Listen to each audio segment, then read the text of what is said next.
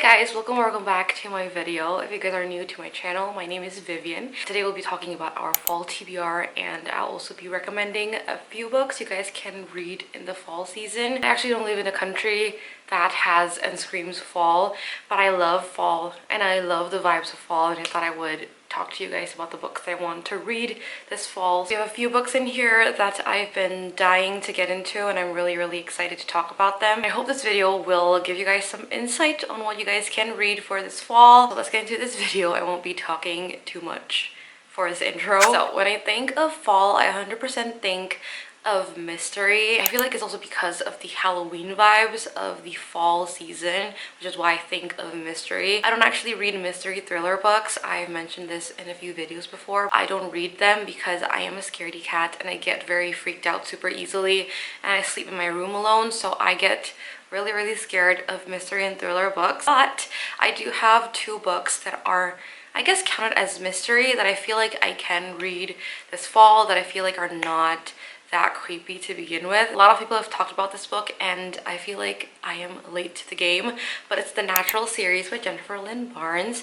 This is about 5 young kids who are recruited by the FBI to help with like crime investigation. That's all I know about this book really, but there are 4 books in this series. This is the first one, and the second one is Killer Instinct, I think, and then it's All In, and then Bad Blood. I have the whole series, but I have yet to get into them, so I'm excited to get into The Naturals really soon. I'm hoping maybe in the next month, because this book is probably going to be amazing.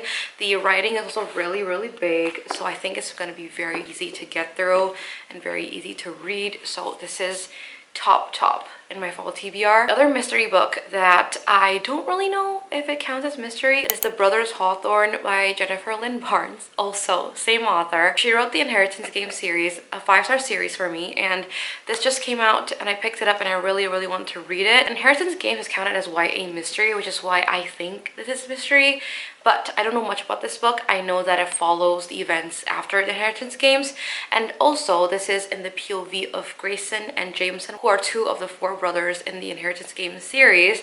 And in that series you follow Avery's POV, you never follow the guy's POV, but this one is Grayson and Jameson's POV, so that is very exciting. Don't really know much about the book, and I kind of want to go into this really blind. Really want to get into this as soon as possible, so also really high on my TBR. And then another thing I think about when I enter the fall season is 100% witches. Witch books are, in my opinion, very fall themed, very fall-esque. So I have a few witchy books that I'm so excited to get into. First one is The Kiss Curse by Erin Sterling. This is the second book following The Ex-Hex, and this is about the cousin, I think, of the main character in The Ex-Hex. This is a witchy romance rom-com book. That's all I know about this book. I don't really know anything else. I think it's gonna be really fun. I have been dying to get into this. I got this in the beginning of the year, I think, but never really got into it because I wanted to wait until the witchy vibes before I get into this. So now that it's fall, I can finally read The Kiss Curse. I rated The Ex-Hex 4 stars, I think. I really enjoy her writing, so I'm excited to get into this. Another witchy book is The Very Secret Society of Irregular Witches by Sangu Mandana. This is a really long title. I have a very hard time reading it every single time. And this book, again, don't really know much about it. I know that FMC is a witch, and there's something to do with witches not appreciated or being accepted in the society that they live in. And one day someone hires her or calls her in to help train 3 young witches. I've heard a lot of people talk about this these past few weeks, and I think that it's going to be a great book. I don't know if it's a fantasy or if it's counted as a rom-com or if it's a cozy fantasy, but I think it's going to be exciting, so I'm excited to get into this. Another witchy book I am looking to get into is Serpent and Dove by Shelby Mahurin. This is a trilogy, a part of a trilogy. This is the first book. I want to get into this series, and I do own the other 2 books, but I am too lazy to bring it down on my shelf, so we're just going to hold up the first book. I don't know again what this is about. I know it's about witches, and I know it's about a witch and a witch hunter, and it is a fantasy romance.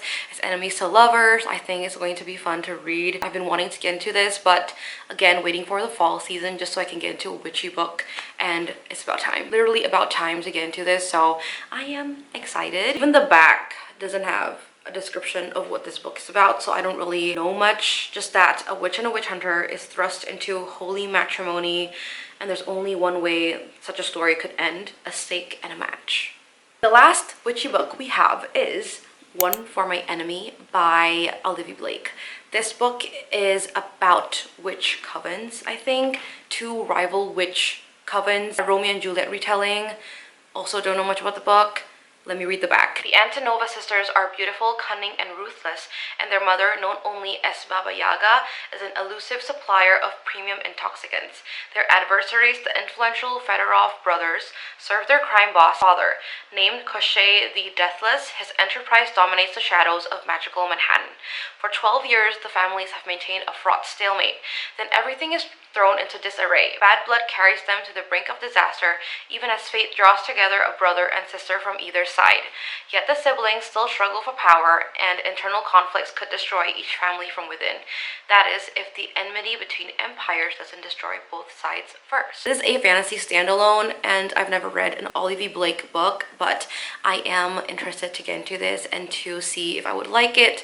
Also heard great things about this book, so I am intrigued about this book. Another thing about fall for me screams vampires, so I do have a vampire book I would love to get into, and it is King of Battle and Blood by Scarlett St. Clair. I don't know what this is about. Once again, we'll read the back together. Isolde de Lara considers her wedding day to be her death day. To end a years-long war and protect the people of her kingdom, she's to marry the vampire king, Adrian Alexander Vasiliev, and kill him.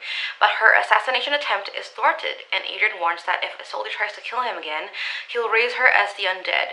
Faced with the possibility of becoming the thing she hates most, Isolde seeks other ways to defy him and survive the violence and political machinations of Adrian's brutal vampire court. Except it isn't the court she ends up fearing the most. It's Adrian and her intense attraction to him.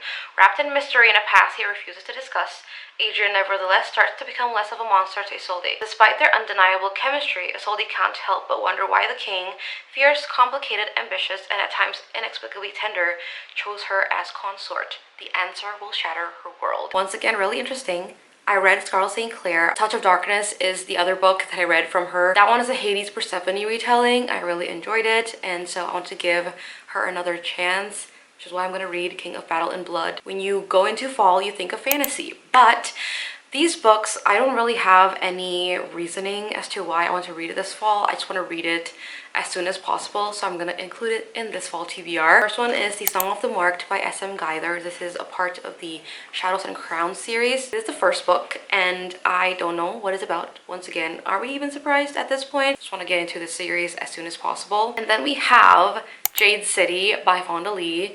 Just heard great things about this book.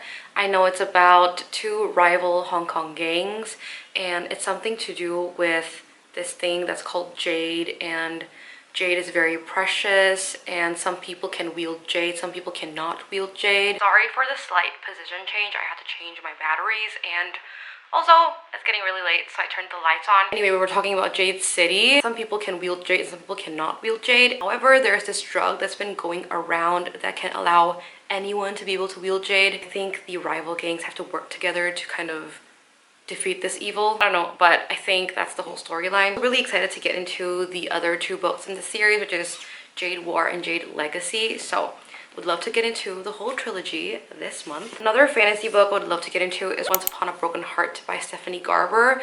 The last book of this trilogy is coming out October, or was it November? This is about Evangeline, who got her heart broken, and she strikes up a deal with the Prince of Hearts, Jax, to nullify the marriage of her one true love, something like that. I've heard that there's like ballroom dancing involved.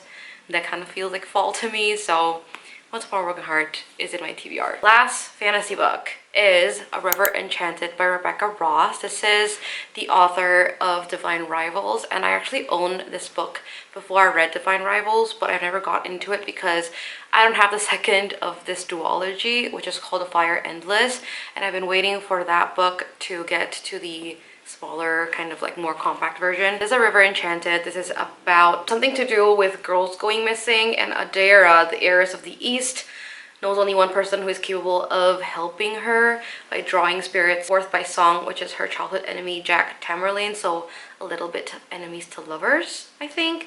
They work together to get rid of the spirits who are taking these girls away, but then something darker is threatening to undo them all. So this is A River Enchanted. Want to get into it because it just screams fall, screams like cold cozy vibes, and I think that's gonna be fun of a read. I only have one romance book in this whole fall TBR, mostly because I don't really like reading romance in fall anyway, and I also don't know any romance books that are like fall-esque except for this one.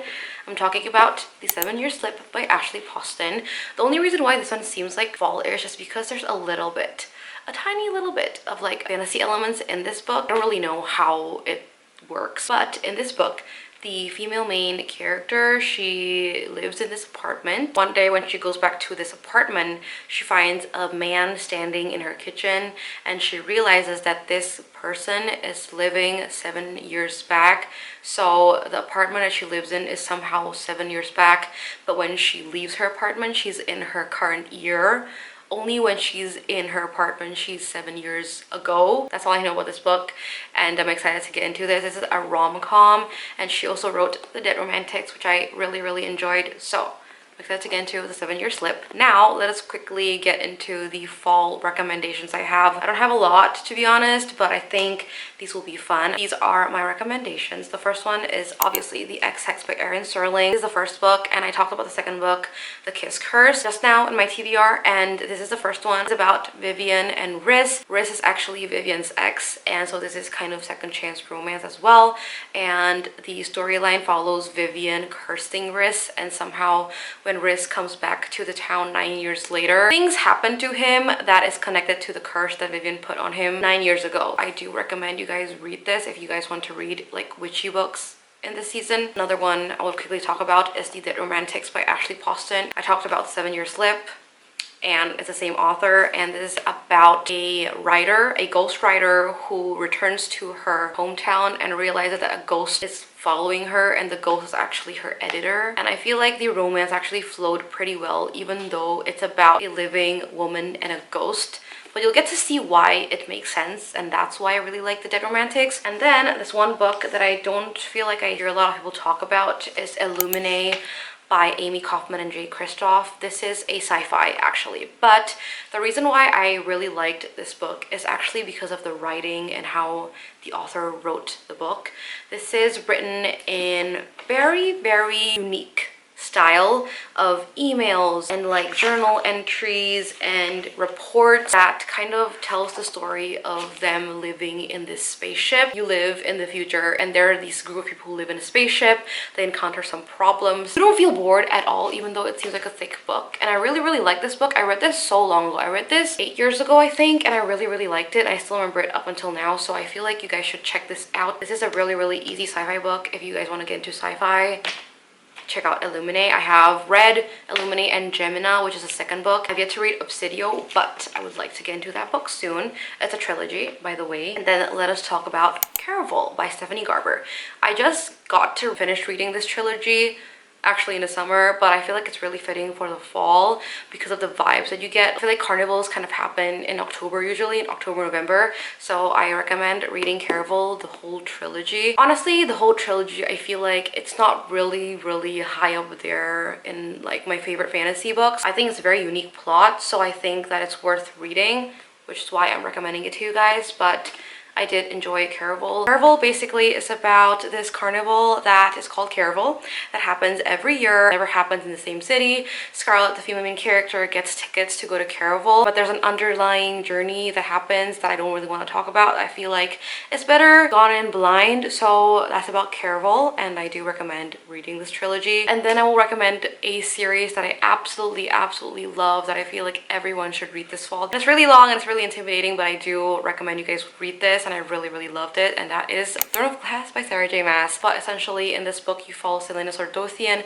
She's an assassin and she recently got caught and enslaved to Endovir, and one day the crown prince of Adarlan, which is the country she lives in, comes in to offer her a way out of Endovir, which is a slave mining camp, and the living conditions there are horrifying. Selena accepts and enters this competition to become the king's champion. However, when she enters the castle to join this competition, things start happening, dark things start happening, and you learn a lot in this book. You learn a lot in this story, you learn a lot in the series. I just recommend you guys go into this and never look back because it is an amazing book. And then we have a duology that I would like to recommend. It is These Violent Delights and Our Violent Ends. I really enjoyed this duology. This is a 4-star duology for me. This is basically a Romeo and Juliet retelling. You follow Roma and Juliet. They are both from rival gangs in 1927 Shanghai, and they are star-crossed lovers. They love each other before they knew they were rival gangs, but once they knew they were in rival gangs in Shanghai, they decided to put family first, then their love. But something monstrous in Shanghai came up and they have to work together to get rid of this evil, and I feel like it's a really good duology to get into.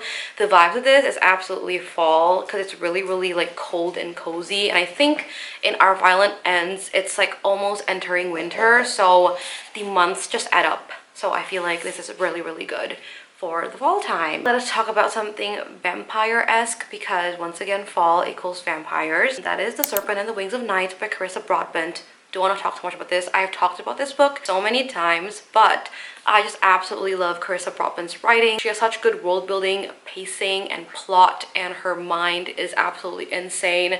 I don't know how she thinks about this kind of books, but this is such a good book. I loved it so much. The whole series is 5 freaking brilliant stars, so I do highly recommend this series. It is about Oriah. She is the daughter, the human daughter of the vampire king called Vincent, and Oriah kind of yearns to be as strong as her dad, and so she enters the Kajari, which is kind of like Hunger Games, where only one will survive and win and take the crown. And when you win the Kajari, you can get a wish from the god called Nyaxia. You'll get to learn what Oriah really wants as a wish, and you'll see her meet her competitors, and she'll fall in love with her competitor. Really good enemies to lovers. I loved it so much. And then let's talk about a great fantasy standalone, which is Sorcery of Thorns by Margaret Rogerson. If you guys want to read this, please read the novella, which is Mysteries of Thorn Manor. 5 stars all the way. I loved Sorcery of Thorns. If you guys like Howl's Moving Castle, this is the book for you, because this book is basically Howl's Moving Castle, but this follows Elizabeth. She is a part of this great library, and in the world you're in, you have 5 great libraries, and she works in one great library. And these great libraries, they own grimoires, which are basically magical books, and these grimoires can get out of control and turn into monsters of ink. And one day in her library, a class 8 grimoire ends up turning into a monster of ink. Unfortunately, Elizabeth was blamed for that, and so she runs and seeks refuge with a sorcerer called Nathaniel Thorne. In this world, sorcerers are not highly looked upon, so you'll learn why when you read the book, but they then work together to kind of figure out who actually provoked the class 8 grimoire, and that's the whole journey, and it's really good. It's such a good fantasy standalone. Please go and read it. We're down to our last 2 books that I want to quickly talk about together, and that is Clockwork Angel and Chain of Gold, both by Cassandra Clare. Both are basically my favorite series by Cassandra Clare. This is the Infernal Devices trilogy. This is the Last Hour trilogy. Both basically give fall vibes. They're so good. They kind of, I think, occur in the fall season, and they're basically about shadow hunters, and I feel like you just need to get into this blind because Cassandra Clare has great storytelling, and they both are just great trilogies overall. They are on the thicker side, especially the Last Hours trilogy, but they're so good. I freaking love them.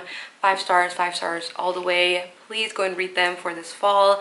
They're really easy to read, and I feel like if you're only getting into fantasy, they're also really great books to get into. You don't need to read the other books in the series, to be honest. Just these two are enough. And please read The Infernal Devices first before you read The Last Hours if you don't want any spoilers about the infernal devices in the last hours. In this book, you follow the parents of this book. Does that make sense? These characters are kids from this book, from this series. So you need to read this first, then this. And that is it for my fall recommendations video. The sun is basically disappearing, so I'm gonna quickly end this video here. Thank you so much for coming on and watching this video and subscribing to my channel. If you guys are subscribed, if not, please go and subscribe. But I hope you guys enjoyed this video, and I really had so much fun talking about my books with you guys. Please don't forget to like this video, and don't forget to once again subscribe to this channel. I post every Monday and Friday, if I'm not wrong. And that is it for today. Thank you so much for watching. I hope you guys have a great day, and I'll see you guys in the next one. Bye!